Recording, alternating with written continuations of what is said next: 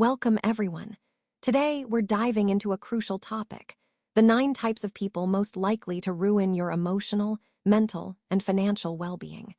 And surprisingly, we'll also reveal the one person you're not expecting. Some people aren't just fixer-uppers, they're relationship destroyers. And your future self is begging you to pay attention before you make the biggest mistake of your life. Here's the truth that no one says out loud, the one you dismiss because everyone around you keeps saying, marriage takes work. That gut feeling you keep ignoring, well, it might be more important than you think. So let's get started. They're showing you exactly who they are. You're the one making excuses. And you might think you'll be the exception, but the truth is, you won't. You'll just become the next name on their list of people who wronged them. These individuals rarely take a moment to examine why their past relationships didn't work out. The answer is almost always blamed on someone else. Psychology research consistently shows that people who build their identity around victimhood tend to follow a predictable pattern.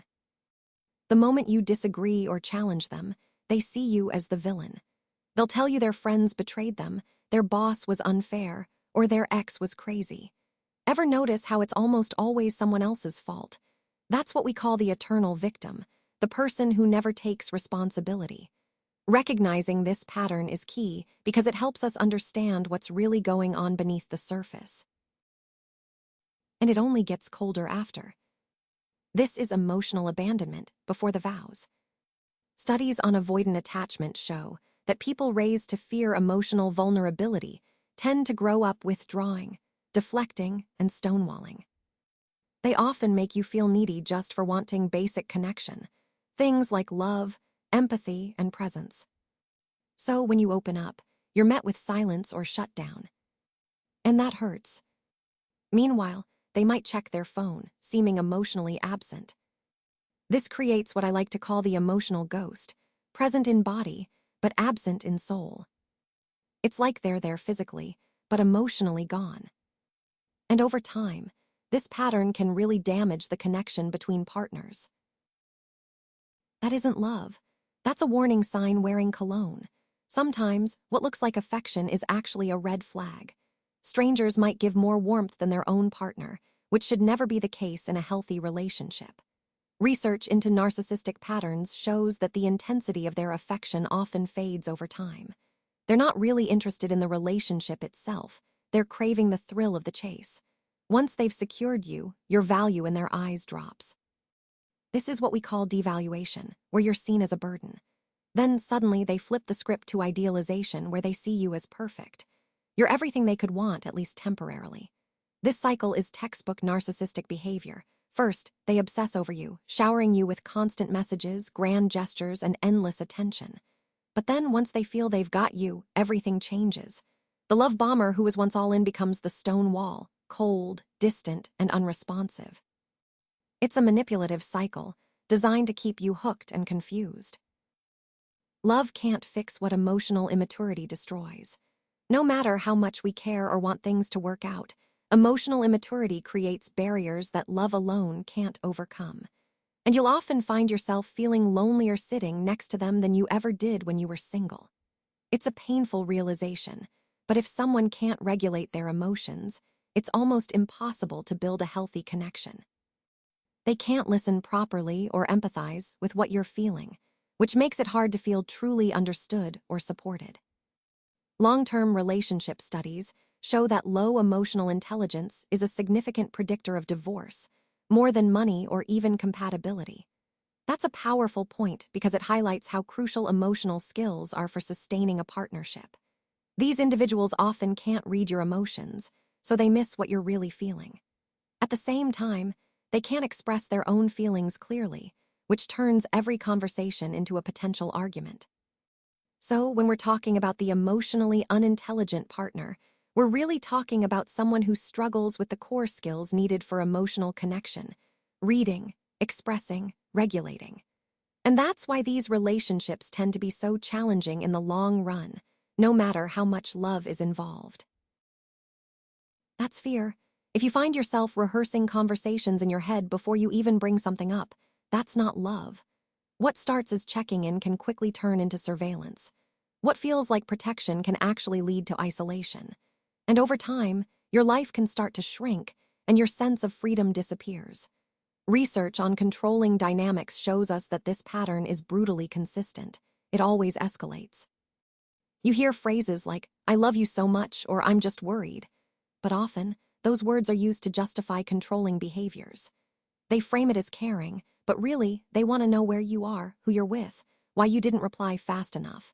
Sometimes, the controller is disguised as the protector, but at its core, it's about control and fear. Recognizing this is a crucial step in understanding how fear can hide behind seemingly caring intentions. You can't build a future with someone committed to staying who they were 5 years ago. When we cling to the past or resist change, it creates a real obstacle in relationships. Now, I know some of you might have found yourselves in this situation, where you're constantly trying to motivate or help someone evolve, but instead, you become their therapist, their parent, or even their motivator. And honestly, that can breed resentment.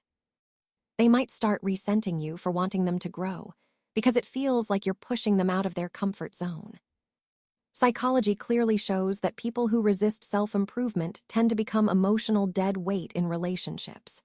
They fall into patterns, same complaints, same drama, same excuses, year after year.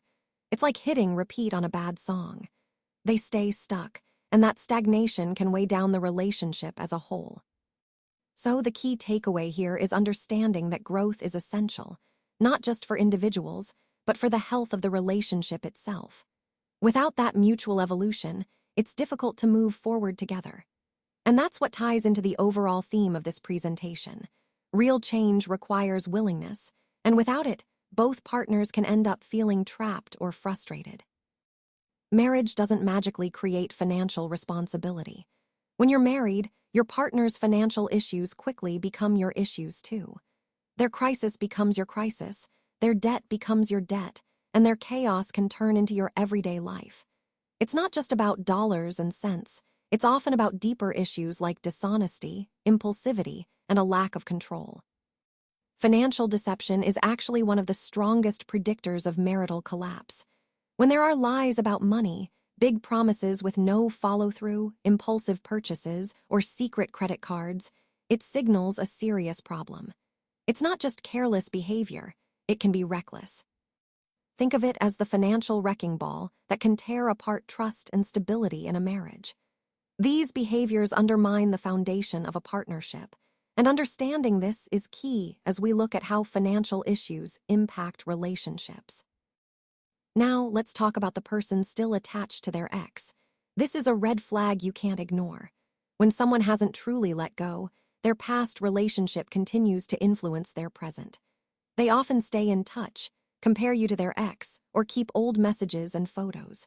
This ongoing attachment means they're not fully available emotionally. And that's a problem because a healthy relationship requires presence and commitment. If they're still tethered to someone else, it's a sign they haven't processed their past, and that can create instability and heartbreak for you. Remember, someone who is truly ready to move forward will focus on building a future with you, not holding onto someone from their past. Trust that feeling. It's trying to save you. Sometimes our intuition is actually our subconscious warning system kicking in. It's there to protect us, to guide us away from harm. So when you feel that little nudge, listen to it, because you already know what you need to do. Deep down, you're aware of the right choice, even if your mind tries to talk you out of it. Remember, it's better to be single than sorry. Better to be alone than anxious in a relationship that doesn't serve you. Sometimes, being alone is the healthier, more peaceful choice. And more than anything, choosing patience over rushing into something that feels off is a sign of strength. It's better to wait for the right partner than to be with someone who's a ticking time bomb. The strongest, most self-loving decision you can make is to walk toward the door when you see red flags. Those red flags are not obstacles meant to trip you up. They're exit signs, signals that it's time to prioritize yourself. Recognize that the red flags you see aren't just problems. You're cues that you're better off without someone who isn't whole, emotionally aware, or has done their own work. Because ultimately, your future isn't built by fixing someone broken. It's built through choosing someone who is emotionally whole, aware, and committed to their growth, just as you are.